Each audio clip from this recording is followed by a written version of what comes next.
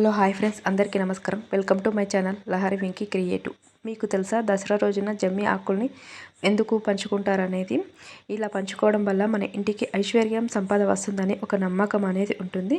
ఈ ప్రత్యేకమైన ఆచారం అనేది ఎందుకోసం జరుపుకుంటారనేది మీకు తెలుసా? తెలిస్తే కామెంట్ సెక్షన్లో కామెంట్ చేయండి. ఇప్పుడు అసలు ఎందుకోసం జరుపుకుంటాం అనేది ఈ వీడియోలో చెప్పబోతున్నాను. దసరా పండుగ రోజైతే ప్రత్యేకంగా ఇలా ఒక ఆచారం అంటూ ఉంటుంది.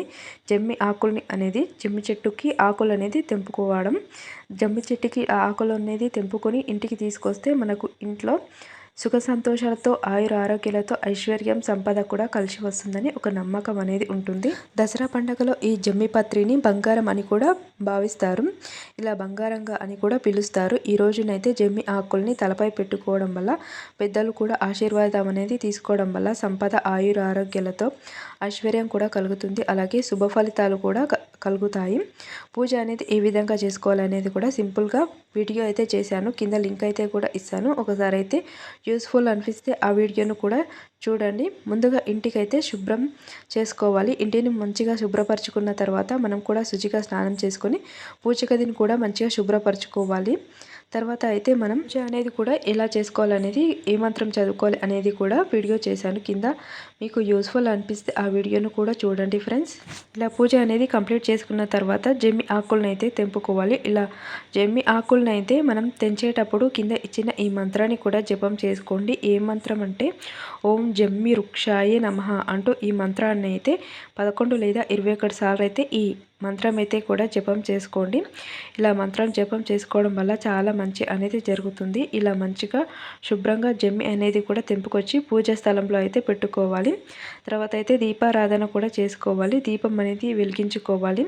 తర్వాత అగరబత్తులు కూడా వెలిగించుకొని పసుపు, కుంకుమ, అక్షింతలతో కూడా మనం మంచిగా నమస్కారం అయితే చేసుకోవాలి. నైవేద్యం వచ్చేసి పాయసం, పండ్లు, ఏమైనా మనం చేసుకున్న స్వీట్లు అనేవి కూడా పెట్టుకోవచ్చు.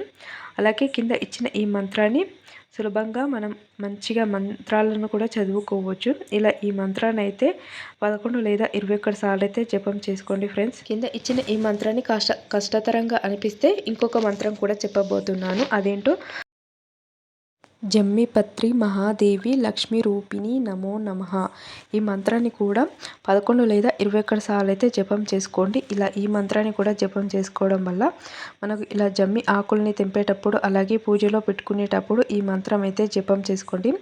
ఇలా పూజ అనేది చేసుకొని మనం ఆ పత్రాన్ని కూడా అంటే జమ్మి మనం తలపైన అయితే వేసుకోవాలి. ఇలా పూజ అనేది కూడా జమ్మి ఆకుల్ని తలపై పెట్టుకొని తర్వాత కుటుంబ సభ్యులతో కూడా మనం ఈ జమ్మిని అనేది పంచుకోవాలి. బంధువులకు కూడా ఇవ్వాలి. ఇది బంగారం అని ఇచ్చిపుచ్చుకుంటారు అనేది ఒక నమ్మకం అనేది ఉంటుంది. ఇది ఒక మంచి శుభప్రదంగా భావించబడుతుంది. ఈ విధంగా అయితే జమ్మి చెట్టుకు పూజ అనేది ఈ విధంగా చేసుకొని మన ఇంటికి కూడా జమ్మి అనేది ఆకులను అయితే తెచ్చుకోవాలి. ఇలా జమ్మి ఆకుల్ని బంగారం అయితే ఇంటికి తెచ్చుకోవడం వల్ల సంపద, ఐశ్వర్యం, శాంతి అనేవి కూడా చేరుతాయి. కొత్త పనులు ఏవి చేసుకోవాలన్నా కూడా కొత్త పనులు అనేవి దసరా పండుగ రోజైతే స్టార్ట్ చేయండి ఫ్రెండ్స్.